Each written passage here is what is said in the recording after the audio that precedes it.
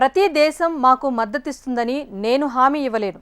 రాజకీయ సంబంధాల్లో హెచ్చుతగ్గులు కామన్. భారత్ మాల్దీవుల వివాదంపై 4 రోజుల క్రితం జైశంకర్ ఇచ్చిన స్టేట్మెంట్ ఇది.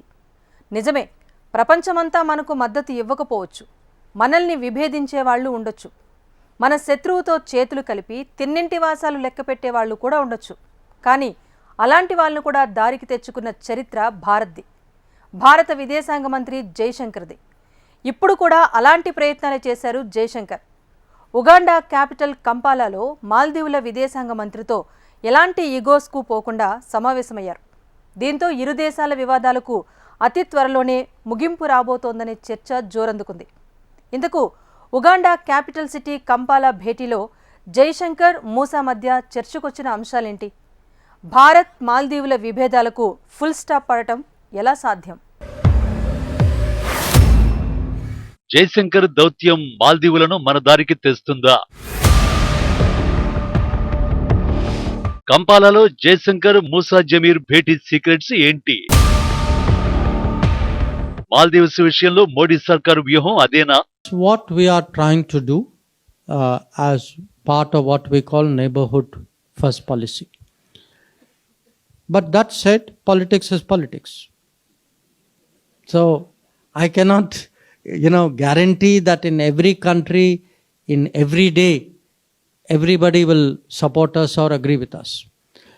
But seriously, as a solution, what we are trying to do, and I would say in last 10 years with lot of success, is to build, I would say, a very, very strong connect, so that though the politics may go up and down, the people of that country, the society generally has good feelings towards India and understands the importance of having good relations with India.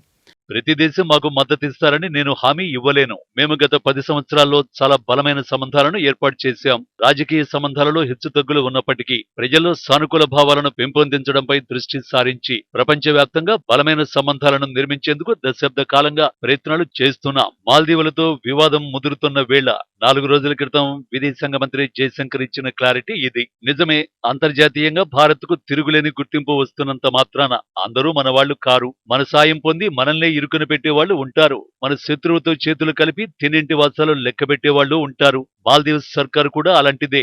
దశాబ్దాలుగా మన ఫలాలను పొంది dragon అండతో ఇప్పుడు మనకే సవాలు విసురుతోంది. మరి అలాంటి దేశానికి మనమేంటో మరోసారి గుర్తు చేయాల్సిన అవసరం ఉంది కదా.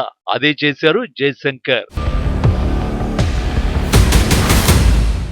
ఈ ఫోటోలో భారత విదేశాంగ మంత్రి జైశంకర్ తో కనిపిస్తున్న వ్యక్తి ఎవరూ కాదు, మాల్దీవుల విదేశాంగ మంత్రి మూసా జమీర్. ఉగాండా రాజధాని కంపాలాలో ఈ ఇద్దరు నేతల మధ్య భేటీ జరిగింది. 2 రోజుల నాన్ అలైన్డ్ మూవ్మెంట్ న్యామ్ శిఖరాగ్ర సదస్సు కోసం వెళ్లిన ఇరు దేశాల మంత్రులు సమావేశమయ్యారు. ఈ విషయాన్ని జైశంకర్ సోషల్ మీడియాలో వెల్లడించారు. కంపాలాలో మాల్దీవుల విదేశాంగ మంత్రి జమీర్ ను కలిసి భారత్ మాల్దీవుల మధ్య సంబంధాలపై చర్చించినట్టు పేర్కొన్నారు. మాల్దీవుల్లో ఉన్న భారత సైన్యం ఉపసంహరణపై జరుగుతున్న ఉన్నత స్థాయి సమావేశాలపైన అభిప్రాయాలను షేర్ చేసుకున్నట్లు వివరించారు. మాల్దీవుల్లో అభివృద్ధి ప్రాజెక్టుల్ని వేగవంతం చేయడానికి ఉన్న మార్గాలపైన మాట్లాడినట్టు తెలిపారు.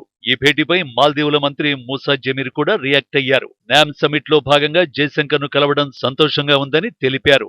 సైనిక సిబ్బంది ఉపసంహరణ, మాల్దీవులలో డెవలప్మెంట్ ప్రాజెక్టుల్ని వేగవంతం చేయడం తదితర అంశాలపై తమ అభిప్రాయాలు పరస్పరం పంచుకున్నట్లు వివరించారు. అయితే ఇవి బయటకు చెప్పే అంశాలే, చెప్పని అంశాలు కూడా కొన్ని ఉంటాయి. ఎందుకంటే అక్కడ ఉన్నది జైశంకర్. వాస్తవానికి మాల్దీవులు అనేది చాలా చిన్న దేశం. గట్టిగా 6 లక్షల జనాభా కూడా లేని 1200 చిన్న చిన్న దీవుల సమూహం. కానీ డ్రాగన్ అండ చూసుకుని భారత్ను కవించే ప్రయత్నాలు చేస్తోంది ఆ దేశ సర్కార్.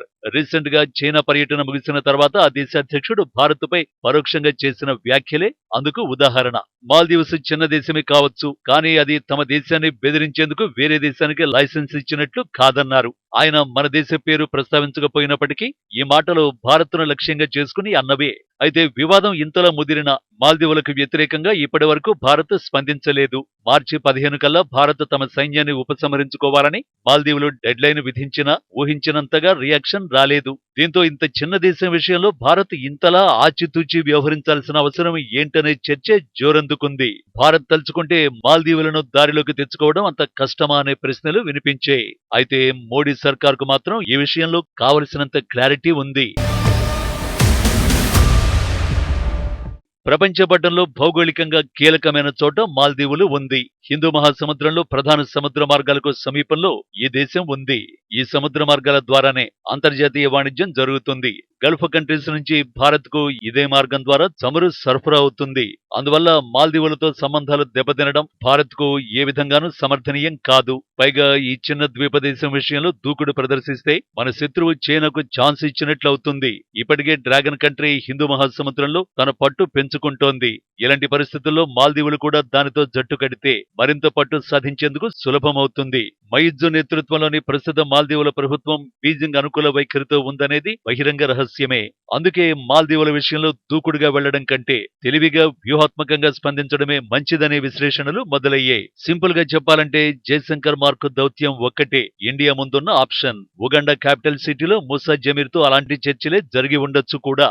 In practical ways is that, let us say, we are involved today in building roads, electricity transmission, in supplying fuel, in providing trade access, in making investments, in having people holiday in other countries. All these are parts of how you develop those relationships. So we have to, as I said, sometimes things go not in a good way, and then you have to, in my business, you have to reason with people and try to bring things back to where they should be. కంపాలా భేటీకి 4 రోజుల ముందు జయశంకర్ ఇచ్చిన మరో clarity ఇదే. రాజకీయాల్లో ఇవన్నీ మామూలే అన్న జయశంకర్ చాలా విషయాల్లో మాల్దీవులతో బలమైన సంబంధాలు ఉన్నాయని గుర్తు చేశారు. రాజకీయంగా కొంత వ్యతిరేకత ఉన్నప్పటికీ అక్కడి సామాన్యులకు మన దేశంపై మంచి అభిప్రాయం ఉందని తెలిపారు. భారత్తో సత్సంబంధాలు ఎంత ముఖ్యమో కూడా వాళ్లకు తెలుసన్నారు. నిజంగా మాల్దీవులకు భారత్తో సత్సంబంధాలు ఎంత ఇంపార్టెంటో తెలుసు. ప్రస్తుత వివాదం విషయంలో ఆ దేశ ప్రతిపక్షాలతో పాటు ప్రజల నుంచి కూడా అలాంటి స్పందనలే వ్యక్తమవుతున్నాయి. అంతెందుకు రీసెంట్ గా జరిగిన మాలే నగర మేయర్ ఎన్నికల్లో భారత్ అనుకూల మాల్దీవియన్ డెమోక్రటిక్ పార్టీ అధికార పీపుల్స్ నేషనల్ కాంగ్రెస్ పై విజయం సాధించింది. భారత్ అనుకూలుడిగా పేరున్న మొహమ్మద్ సోలి ఎండిపికి నేతృత్వం వహిస్తున్నారు. గత ఎన్నికల్లో ఆయన చైనా అనుకూలుడైన మొహమ్మద్ మయిజ్జు చేతిలో ఓటమి చవిచూశారు. అధ్యక్ష బాధ్యతలు చేపట్టక మునుపు మయిజ్జు మాలే మేయర్ గా సేవలందించారు. అలాంటిది ఆ దేశ అధ్యక్ష హోదాలో ఉండి కూడా మాలే మేయర్ ఎన్నికల్లో ఓడటం అంటే జనంలో ఏ స్థాయిలో వ్యతిరేకత ఉందో అర్థం చేసుకోవచ్చు. భారత్ను పనిగట్టుకుని కవిస్తూ చైనా నీడన ఎదగాలని కుట్రలు చేస్తున్న మాల్దీవులను మన దారికి తెచ్చుకోవాలంటే వాస్తవాలను మరోసారి గుర్తు చేస్తే సరిపోతుంది. ఆ దేశ ఎదుగుదలలో మన దేశ పాత్రను భారత్ తోడుగా లేకపోతే వచ్చే సమస్యలను మాల్దీవుల కొత్త సర్కార్ ముందు ఉంచితే చాలు. వాటన్నింటికంటే మోస్ట్ ఇంపార్టెంట్, డ్రాగన్ తో దోస్తీ ఎంత ప్రమాదమో వివరించాలి కూడా. కానీ ఎవరు పడితే వారు చెబితే మయిజ్జు ప్రభుత్వానికి అర్థం కాదు. అందుకు సరైన లీడర్ ఉండాలి. ఆ లీడర్ జయశంకర్ అయితే మయిజ్జు సర్కార్ మైండ్ ఈజీగా సెట్ అవుతుంది. అందుకే ఈ విషయంలో అంతగా రియాక్ట్ అవని భారత విదేశాంగ మంత్రి జయశంకర్ ఉగాండా క్యాపిటల్ సిటీలో 1-to-1 భేటీని ఖచ్చితంగా ఉపయోగించుకునే ఉంటారనే చర్చ జరుగుతోంది. ఎందుకంటే ఇలాంటి సెన్సిటివ్ వివాదాలకు ఎలా చెక్ పెట్టాలో జయశంకర్ కు తెలిసినంతగా మరొకరికి తెలియదు. త్వరలోనే భారత్ మాల్దీవ్స్ వివాదానికి ముగింపు దొరికినా ఆశ్చర్యపోవలసిన అవసరం లేదు.